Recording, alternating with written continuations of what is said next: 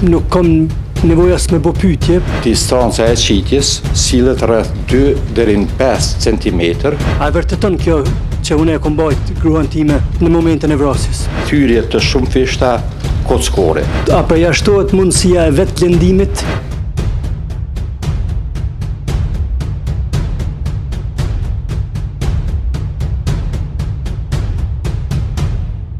Vazhdimi i shqyrtimit gjyqësor mbajtur dhe përpiluar në gjykatën themelore në Prishtinë, në çështjen penale ndaj të pandihurit Naim Urseli dhe të tjerëve për shkak të veprës penale vrasje e rënd, Granit Plava edhe për shkak të veprës penale mbajtje në pronësi kontroll ose posedim të paautorizuar të anëve nga nini. Seanca vazhdon me marrjen në pyetje të ekspertit mjekoligjor doktori Naim Uka. Në pjesën e raportit, në faqen 8, kaviteti i kokës dhe trurit, kafka, pjesa kockore, në regionin e djathtë dhe të përparm të mthor të kokës, konstatojmë plagën hyrëse të krijuar si rezultat i veprimit dinamik predhës së hedhur nga arma e zjarit, e cila shoqërohet me një gavër dhe një kock mangu që është krijuar nga tejkalimi i predhës. A mund të na tregoni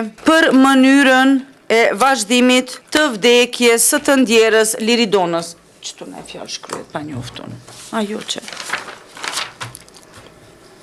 është konstatuar vrima hyrëse në regionin e djathtë moror të kokës, e shkaktuar nga veprimi dinamik i predhës së hedhur nga armë e zjarrit, e cila ka pas drejtim nga djathtas majtas, nga përpara pirtas dhe pas, dhe nga poshtë pirtas lart. Është e rëndësishme të ceket se pjesë metalike të kësaj predhe është gjetur në anën e majtë morore të kokës, e cila është dorëzuar si provë sipas zinxhirit të ruajtjes së provave të policët hetues. Si rezultat i kësaj plage ka ardhur edhe gjakderdhja e brendshme dhe jashtme trurore, e cila është edhe shkaku i vdekjes.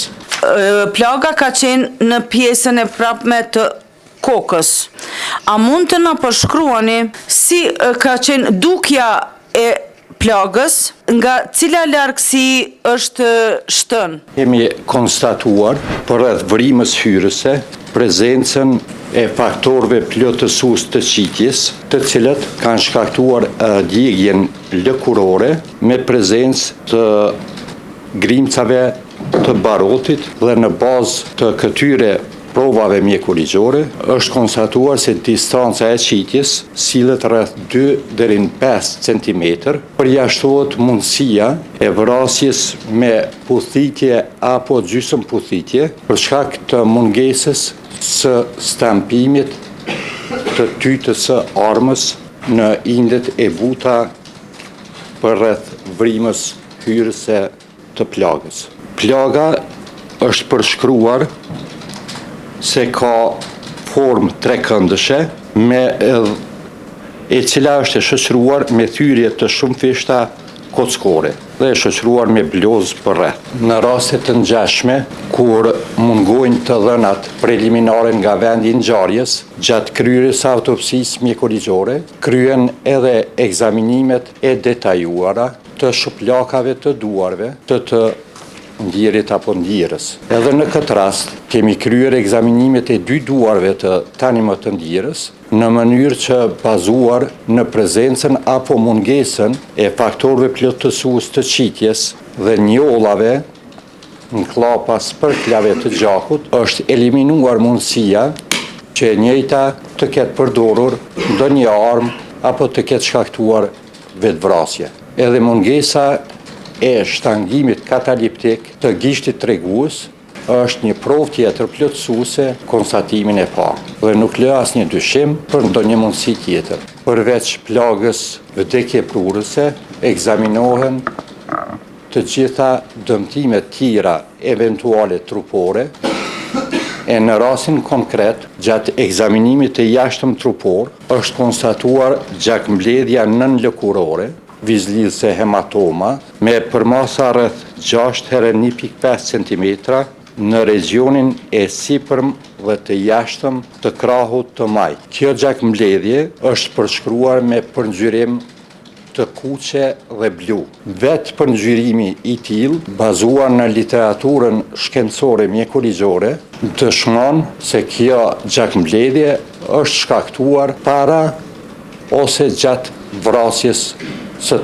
tanimë-të-ndjirës. Përjashtohet çdo mundësi e shkaktimit të kësaj plage pas vrasjes së saj. Disa nga pyetjet që kisha, vetëm i mora përgjigjet, mes tjera lidhur me forcën e nevojitur për të shkaktuar ky lëndim, por në kushte normale unë nuk kam nevojë as me bë pyetje, sepse nuk besoj që një shenjë në dorë mund të shkaktohet nga dikush që as nuk ka qenë prezent në momentin e vrasjes e para. Prokuroria në aktakuzën e saj pohon që kjo shenjë është shkaktuar nga unë, sepse sipas saj kam mbajtur bashkëshortën time për, siç thotë kjo, mos t'ju shmongur plumbit. A e vërteton kjo që unë e kam mbajt gruan time në momentin e vrasjes? Mjeku ligjore ka obligim që të bëjë përshkrimin e qartë të çdo dëmtimi trupor, duke i përshkruar karakteristikat e dëmtimeve trupore, në bazë të cilave bëhet edhe interpretimi i provave mjekoligjore për prokurorin e shtetit në fazat e hetimit dhe për kolegjin e trupit gjykues në fazën e gjykimit. Prandaj është shumë normale që në një raport autopsie nuk mund të shënohen pohimet e tilla. Në raportin tuaj tregoni që dëmtimi është shkaktuar në periudhën kohore jo më gjatë se 1 orë para vdekjes, që do të thotë ka mund të ndodhë 59 minuta para vdekjes ose 10 sekonda para vdekjes.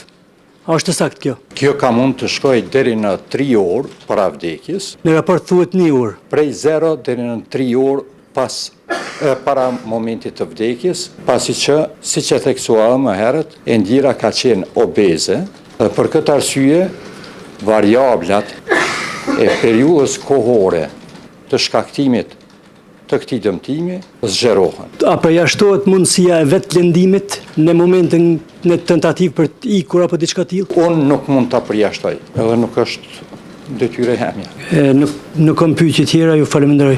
Ai lëndim, ajo që e keni theksuar në ekspertizën tuaj, a ka mund me ndodhë, a ka pas hapësirë për me ikë? Instituti Mjekësisë Ligjore ka marrë pjesë në ekzaminimin e vendit të ngjarjes, nga i cili ekzaminim është prodhuar një raport i cili shoqërohet përveç të tjerash me fotografi të detajzume në lidhje me pozitën dhe rrethinën ku ndodhet i vrari apo e vrara. Bazuar në ato rrethana, në krahun e majt të tanimë-të-ndjirës nuk shihet asnjë objekt me të cilin ka mund të shkaktohet një dëmtim i tillë.